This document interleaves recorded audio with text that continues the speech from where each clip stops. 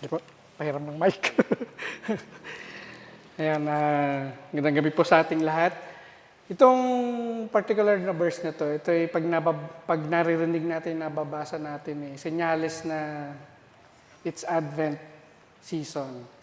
Hindi ko makakalimutan itong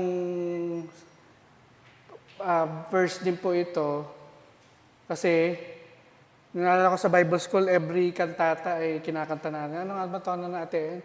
For unto us a child is born. Yan.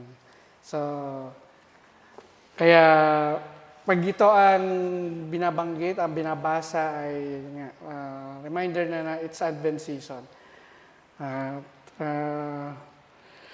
Ang isi-share ko po sa inyo yan, yung preparing the way of joy. So, ang season na to ay kumbaga ay sa naka-experience nung time na pinanganak si Jesus Christ. Ito ay joy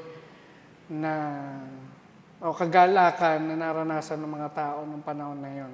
Kasi, yun nga, from the Old Testament ay pinaprophesy na kasi na darating ang magiging tagapagligtas ng sanlibutan. At yun na nga. So, ano ang pinapaalala po sa atin ng season na to? Of course, ang season na to ay yung natanggap ng sanlibutan ng pinakamalaking o pinaka-greatest na regalo. Di ba? At walang iba kundi si Jesus Christ. Pero itong verse na binasa po natin ito ay parang paghahanda po yun ng way. Kaya nga po ang title nito, Preparing the Way of Joy. Ano po? So yung preparing the way of joy dito sa passage na to, ay pwede tayo makapag-reflect po ng mga bagay. Ano po? Meron po akong 4 na nakalista dito na pwede natin pag-reflectan dun sa paghahanda ng daan para sa kagalakan. Una po ay hope or pag-asa. Ano po? Alam po natin ang pakiramdam na parang yung sitwasyon na parang walang pag-asa, di ba? Naranasan niyo na po ba yung mga sitwasyon na parang yung pinaka-lowest point ng buhay natin? Parang walang pag-asa. Ito either namatayan tayo or heartbreak or kung ano man. Ang initial na reaction ng tao kasi ay wala na pag-asa. Kaya nga, minsan nagiging, yung pag mahina yung anong term na yun, mahina ang kalimutan ko yung term. May term tayo Tagalog na mahina ang yung bang bumibigay. Mga ba yan natin? Mahina ang... Emotions are high. Kalimutan ko. Basta, anyways, yung iba na, yung masyadong wala nang pag-asa, masyadong sumusuko. Minsan naman siyempre mayroong factor na health problem or health, may mental health problem na iba nag-lead to suicide. Dahil wala nga pag-asa. Pero, kung titingnan po natin yung pagpe-prepare ng way, at yun na nga, pwede natin pag-replikan yung pag-asa na idinulot ng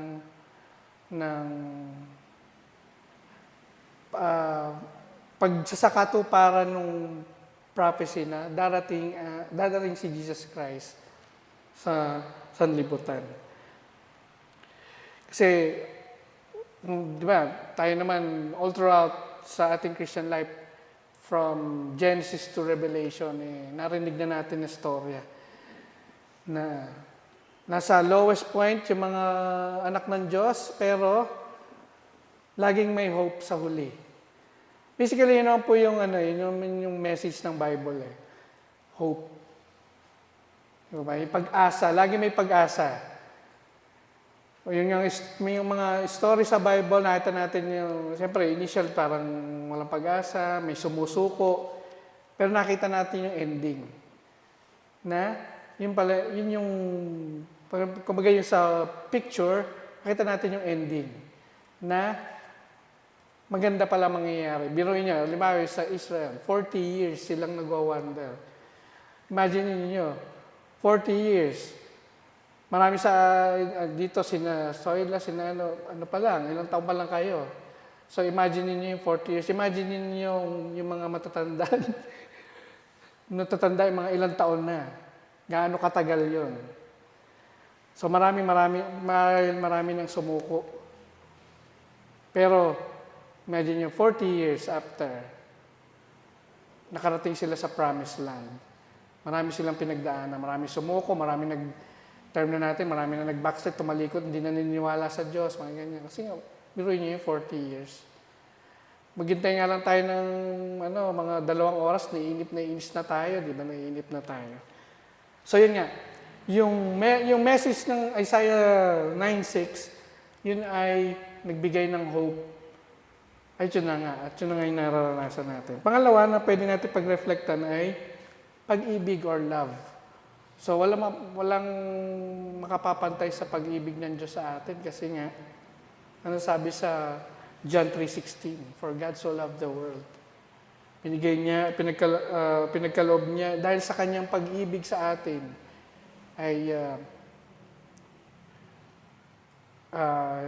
He sent His beloved Son sa atin. Hindi lang basta sinend sa atin. Alam natin yung ending. Sinacrifice niya yung buhay niya para sa atin. So, hindi biro lahat yun. Kumbaga, minsan makikita parang pipiling na story, pero hindi. Tanungin niyo yung mga nagpepenitensya, masakit, di ba? Yung mga hinahampas ng sarili, yung iba nagpapapako, masakit yun. Di ba? So, yung dahil yun sa pag-ibig sa atin ng ating Diyos. Pangatlo, siyempre yung kagalakan, yung joy.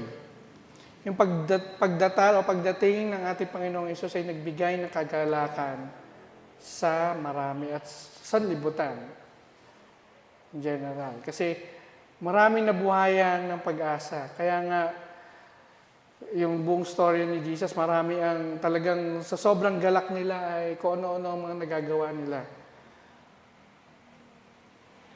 Ay makikita natin sa Luke chapter 2 verses 10 to 11.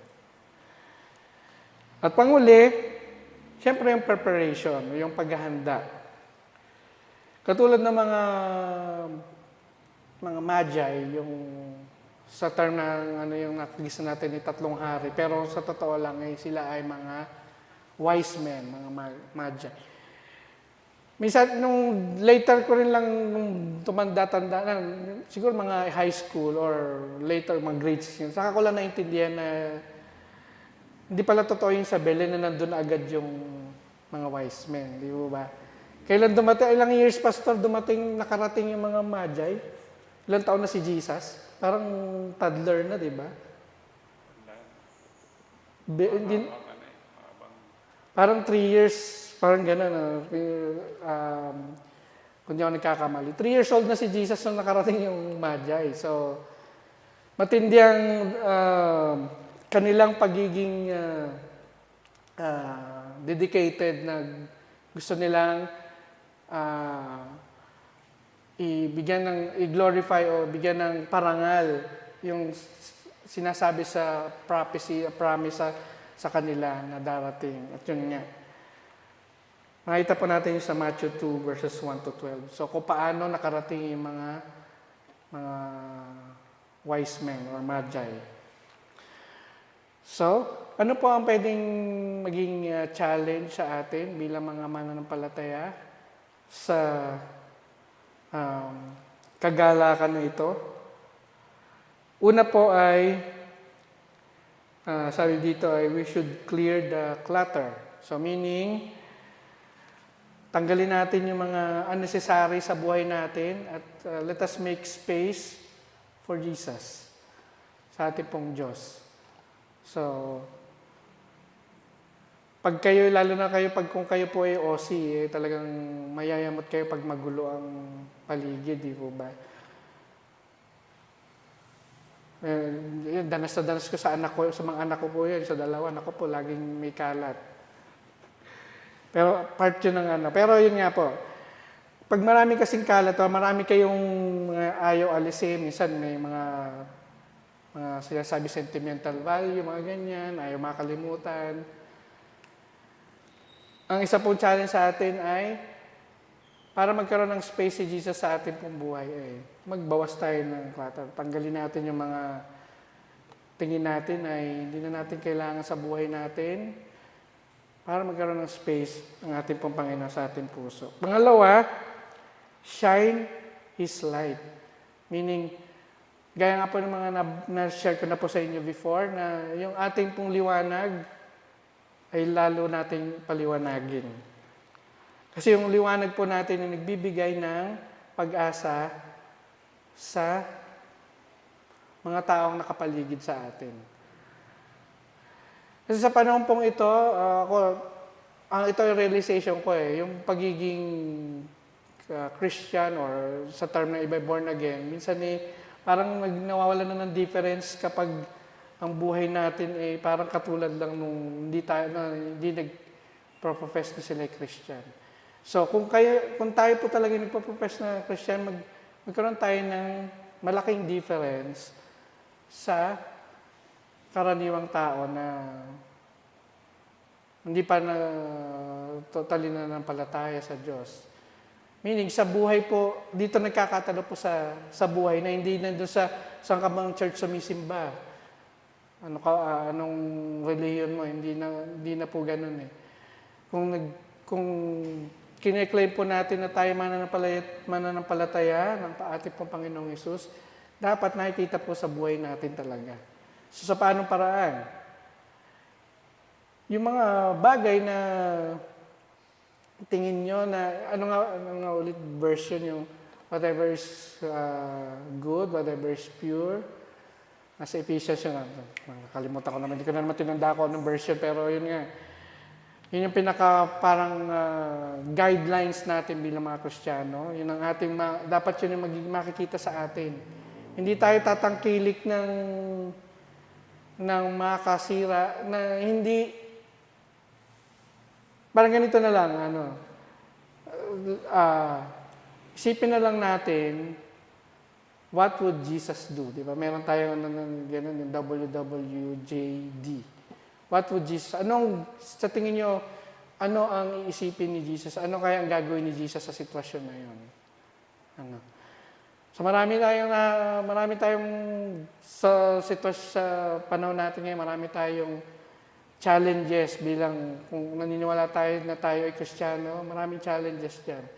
So nasa sa atin yun. Hindi sana tayo, ang pinaka-ano po dyan na di natin sana di sana tayo ma-judge or masasabihan na, protestante ba yan? O Christian ba yan? Ba't ganun? Ba't ganito ginagawa niya? Di ba ba? So, mas maliwanag dapat tayo sa sanlibutan. Nagbibigay dapat tayo ng pag-asa. At pangatlo, siyempre, di ba pag may inaantay tayo, naghahanda tayo, di ba? So, kagaya ng pangako sa atin na babalik ang ating pong Panginoong Hesus. Dapat iisipin natin na pwedeng mamaya na siya bumalik. So, pag gano'n ang ating mindset, gagawin mo ba yung mga bagay na, okay ba sa iyo na darating bigla na hindi ka handa? Di ba hiyang-hiya tayo pag hindi na, hindi ako nakapag-prepare, ganyan. So, bilang mga Kristiyano, dapat, as we anticipate His return, dapat ang ating buhay ay laging handa. Parang Boy Scout. Laging handa tayo na. So, paano tayo maging laging handa? The same na tanong na kung ikaw ay mamamatay bukas, ba't hindi pa ngayon? Hindi, joke lang. Kung ikaw ay mamamatay, ano ang iyong gagawin? Diba? Mamamatay, bukas, bibigyan ka ng isang araw, anong gagawin mo? Diba, isipin mo yung pinaka-best, pinaka-masaya, pinaka-mabait na magagawa mo, yun ang gagawin mo. So, ganun din, as we anticipate His return, dapat lagi tayong, ang ating buhay ay, laging ready. pagdating niya ay hindi tayo may iwanan. Ay, di ka naman handa, sige, doon ka muna sa tabi. Di ba? So, sa Advent season na ito, sa ating Pasko na sineselebrate, though, clarification lang, alam ko nang alam naman yun, hindi naman ito yung exact date, ha? Mga naniniwala pa rin kayo na ito yung exact date na 25, ano? Parang Santa Claus lang yan. Baka naniniwala pa kayo Santa Claus, ha? So, pero pag nandito si Leah, wag po kayo maingay kasi pinapapaniwala ko pa siya. Para lang meron lang saya. Kasi parang gantihan lang yan ng bata kasi ako. Ganun ang ginawa sa akin mga kapatid ko. Anyways, joke lang po yan. So yun, ang ating pong season na to dapat magtulak sa atin ng magkaroon tayo ng hindi mapapantay ang pag-asa. Dapat yung pag-asa natin lagi tayo nag-hope. Hope na hindi lang basta pag-asa, yung optimistic na hope.